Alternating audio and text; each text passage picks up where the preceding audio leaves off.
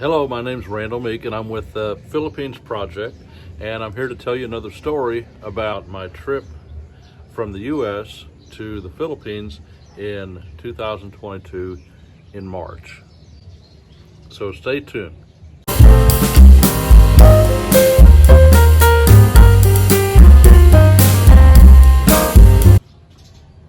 Okay, my first trip back to the Philippines since the pandemic, since 2019. We came in 2019 and got to see our house, and then we left 3 weeks later, and that was it. So pandemic started in March, and we decided we were going to come. We decided not to come, so like everybody else.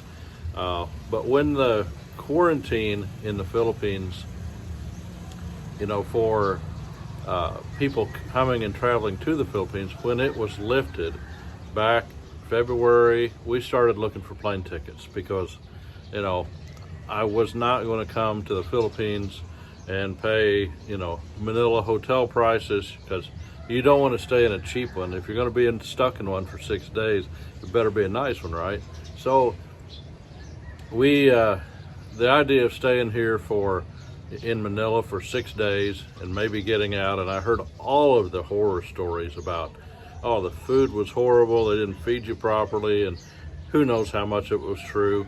But anyway, it didn't look like a fun ordeal, so we started looking for plane tickets, and we eventually bought some, and we were going to leave, I think it was March 15th, on a Tuesday. I always try to shop for tickets on Tuesdays. It seemed like I always get the better rates. If you can get a better rate some other way, please tell me. Drop it right down in the comments right now. I always try to leave and come back on a Tuesday, or a Thursday is not bad either. So anyway, we finally found some tickets, probably about $1,500-$1,600 a piece, US dollars.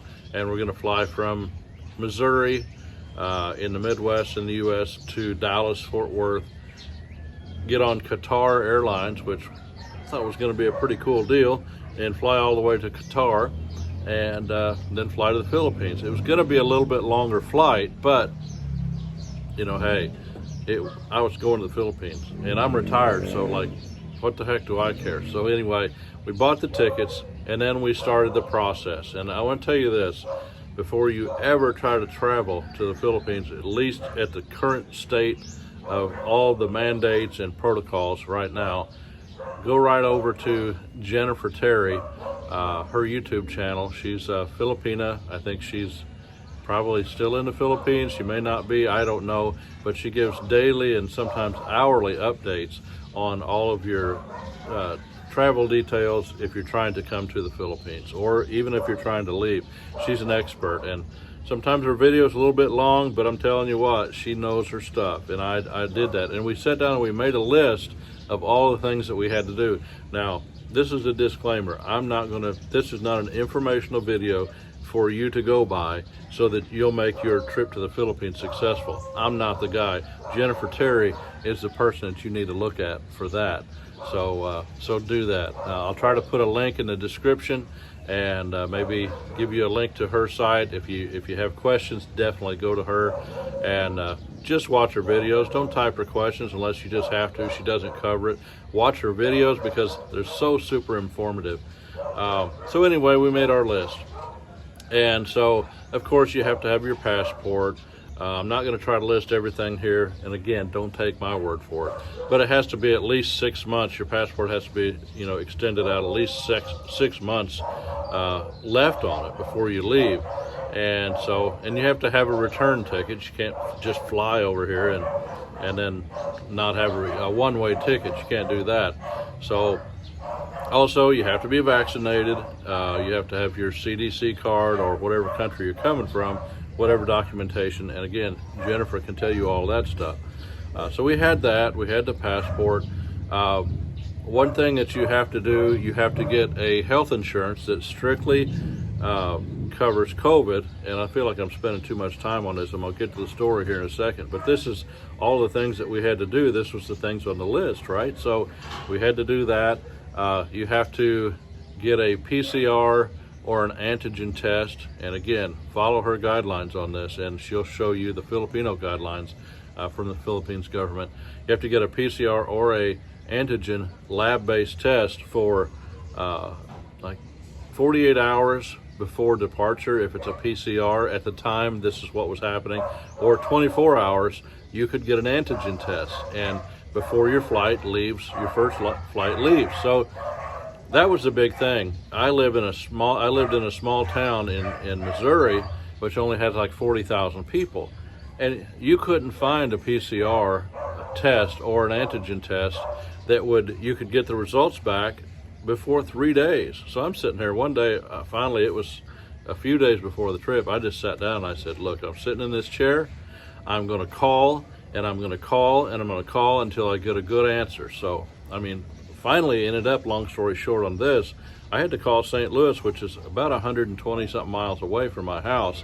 It was close to the airport, so we actually had to go to St. Louis, spend the night, get up and go get our tests before we go, so it would be within that 24 to 48 hour period, whichever test that you were going to take. So we got up there, we spent the night, met with a good friend of ours at the Marriott up there, and got up the next morning. They gave us a nice extended departure at the hotel, appreciate that. And so we went to the lab, we had an appointment, and we paid, well, I can't remember exactly, but I think it was $125 a piece. And we're standing there in the lab, and they said, do you want PCR or do you want antigen? And this antigen test thing had just came out like a few days before, or maybe a week before. So again, don't trust me on the timelines, but it was pretty close. It was pretty recent. So we're standing there, and it was a choice between like $220, $225, or $125 for the antigen. I thought, something told me, go ahead and get the PCR. Always listen to that inner voice, because we got the antigen test, and it was pretty straightforward. I'd never had been tested before, and I thought they were going to stick that thing all the way up my brain or something, but they didn't. It was just a swab test. It really mildly uncomfortable is all it was, and I'm a big baby when it comes to stuff like that. So anyway, we got the test, sat out in the parking lot. Within 15 minutes, we'd got an email. We got our results. Everything was good to go. So, we went back to the hotel. We didn't have checkout till like 2 o'clock, and our flight was like at 5:45. So we had plenty of time to get to the airport, and shoot, the airport's like a mile from this hotel. And so we get to the airport, and we go through security. We have to present all this stuff, that we have. And then we got in, and we checked our luggage. They checked all of our documentation. And, well, another thing we had to do before we went to the airport, we had to get our One Health pass. I'm not sure that they checked it right then. But anyway, again, this is why I say don't trust me. I don't know when we filled out the One Health pass, but we filled it out, and it took us probably a good 30 minutes on each one of us. So don't try to do this at the airport before you go, or you might be rejected. So you don't want that. You spent money, you've done all this preparation. Don't screw it up, okay? So that was always been my philosophy. Get everything perfect before you go. That way you just sail through everything. And we got through. We went through, and we got to our gate. And I sat there and I made a little video. You can look at it. It's kind of a rough little video of me sitting in the gate talking about our experience so far. So long story short, again, we got on the plane, and I thought, man, we are so good to go. And when you come to the Philippines and you do this kind of travel, I don't know about you, but myself, I have to prepare myself mentally, and I have to keep telling myself everything is not going to go right, okay? And I think Americans get a bad rap sometimes for being grouchy and expect everything to be the way they want it to be, and maybe there's some truth to that probably. But I think it stems from this, and this is why you have to kind of get in your own head, make sure you understand that everything may not go right for you, and take it with a grain of salt, because you're not going to help the situation by getting angry.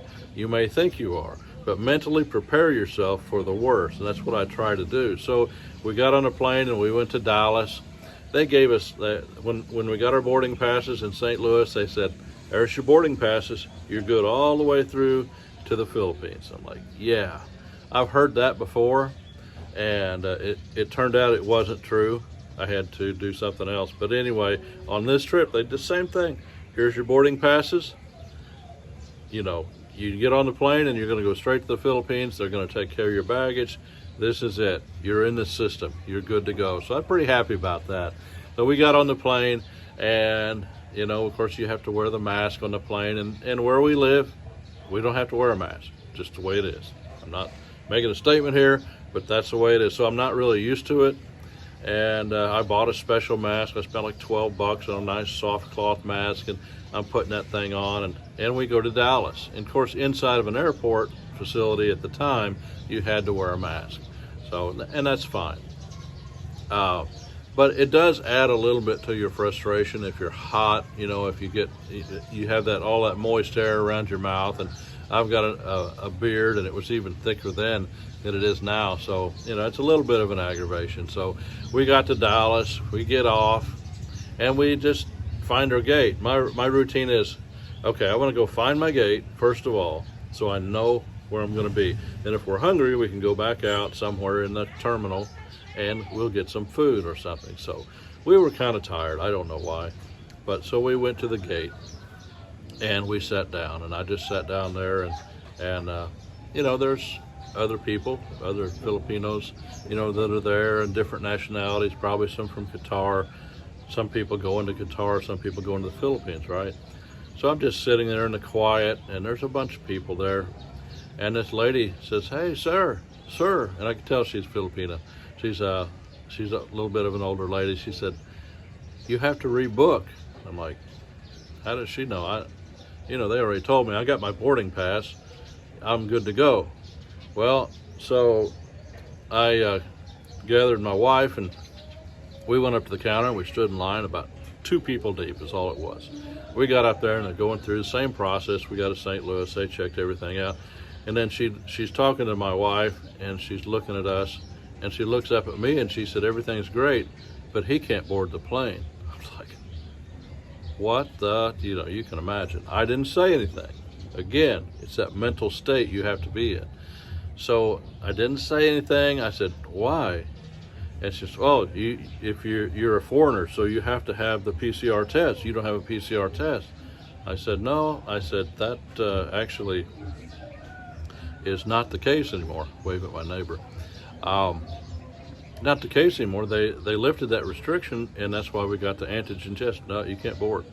If you want to test, you go down somewhere in the gate, and you can get a PCR test and come back.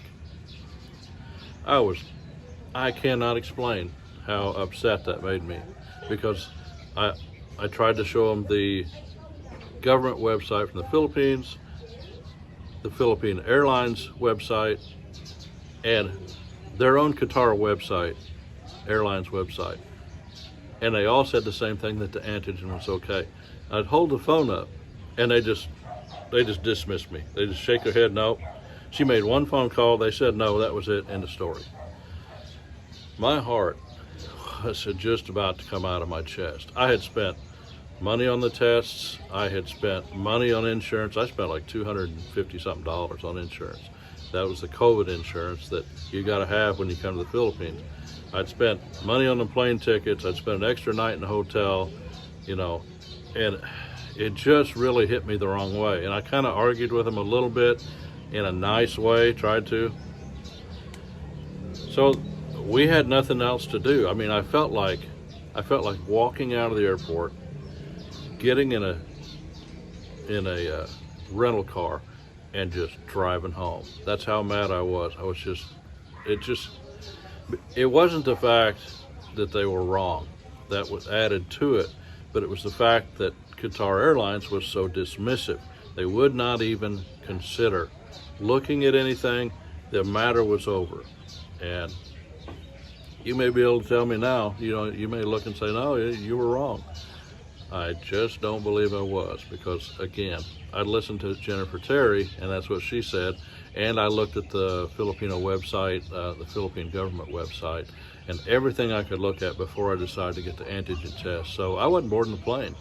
So I had to walk down there. I had to the end of the gate, that was a good ways, and fill out a bunch of paperwork, get my PCR test, and then wait. And I'm thinking, the plane's gonna leave. We're gonna be stranded here in Dallas. I mean, I was so upset. I mean, I was just breathing hard. I don't know if I've ever been that angry upset before in my life, because it just wasn't making sense. I had other people around me saying they're wrong, you know. I mean, but it is what it is, and it was what it was, okay? So I spent $250, got myself a PCR test, waited 45 minutes. I just thank God that I had 45 minutes, right?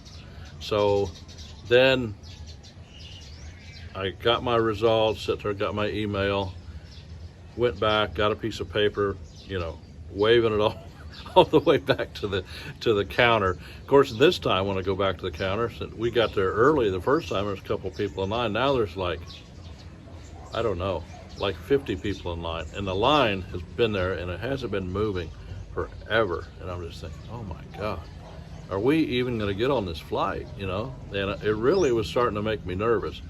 But so I told my wife, I said, here, I'm not going to deal with them. And I said it in a nice way.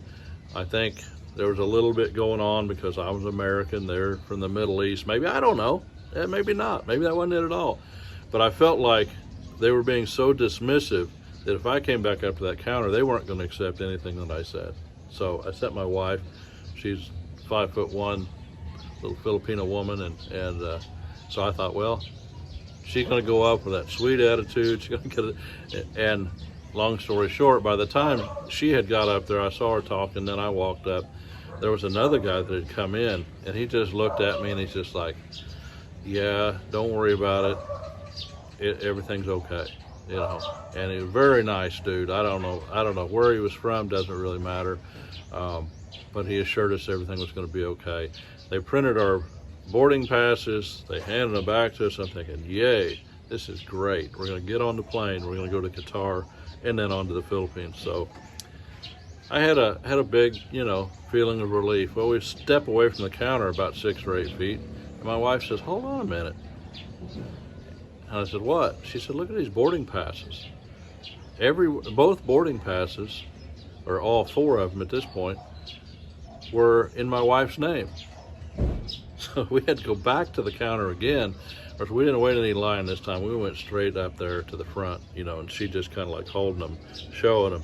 And they looked at it, and they quickly fixed that problem. But my thought was, inside my head, it's a good thing that the inside my head is not on, you know, people say, oh, did I say that out loud? If I'd have said what was in my head out loud, yeah, it wouldn't have been good. I wouldn't be standing here talking probably. But I thought to myself, yeah, you can't get the boarding pass straight. These are the people I'm trusting with my information on immigration to the Philippines. But anyway, you know, I've been here, you know, almost a month and a half, and all that's in the past. And I guess you could say, I could say it this way, it's like no matter what happens, it's always going to be in the past at some point. So it's not so important what happens at the time. And I didn't blow up at these people. I wanted to. Yeah, but I'm not that kind of person. I don't like to make a scene. I don't like to draw attention to myself. But even I, mild-mannered Randall Meek here, I can get upset, and I see things in black and white a lot of times. But again, you know, back to the thing is, you know, you got to keep, or why I think Americans probably have a little more trouble with dealing with stuff like this is because for the most part, you know, we've got our little lives in America. You know, everything pretty much works for us. You know, you go, everybody talks about the DMV. That's about as bad as it gets. You know, and even there where I live, DMV is not bad at all. And if you don't like it in the town I'm in, you can go to another one, small town, just basically walk up the counter. Everything works in America, pretty much. And there's always something to complain about. That's human nature. We like to complain. But don't expect everything to be here like it is back home. If you don't change your expectation, lower your expectation when you come here, you're going to have some issues. So just get that out of the way. And I'm going to be putting some other videos up. I've got one in mind about 3 to 5 things that you can do to help get acclimated here to the Philippines. And a lot of it has to do with attitude. So anyway, we get to Qatar, and you know, beautiful airport. I can't say enough about the flight attendants and the staff at Qatar Airlines once I got on the plane. Not saying a whole lot about that before I got on the plane, but yeah, so we got to Qatar. It was a beautiful place. The food in the restaurants were super high. I'm not talking about American airport high. Like a hamburger was like $37 US. I mean, I didn't eat anything like that. So it's not that I can't afford it, but I'm just not going to do it. It's just not value for the money. Plus they feed you on the plane, for God's sake. So anyway, I can wait.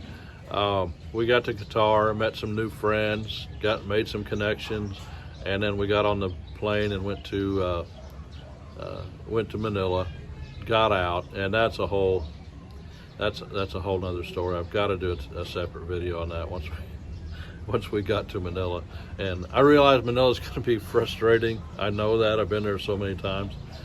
Yeah, that's another video for another day. I hope you enjoyed this. The main thing, don't get too excited. Don't get too upset. You can make it. And I will say, you know, this, everybody that's in that travel process, whether it's the traveler, whether it's the airlines or the airport, all these people are dealing with all kinds of things, and everything's new. It changes every day.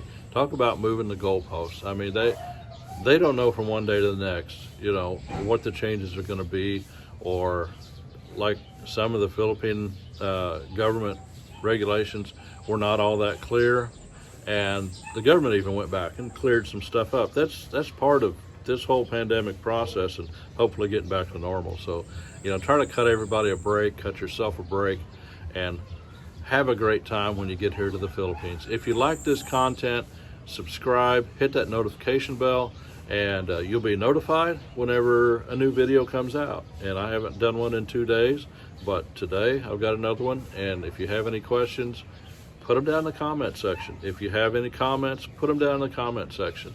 But that's it for now. And again, I appreciate all the subscribers. This is a new channel, and I've got 42 subscribers right now. So it's more than I ever thought I'd have. So I appreciate each one of you. Some of us, we've chatted back and forth, and some of you have really given me some invaluable ideas that I'm going to implement on this channel. So if you have any new ideas for me, be sure to share them. I'm open. Have a great day.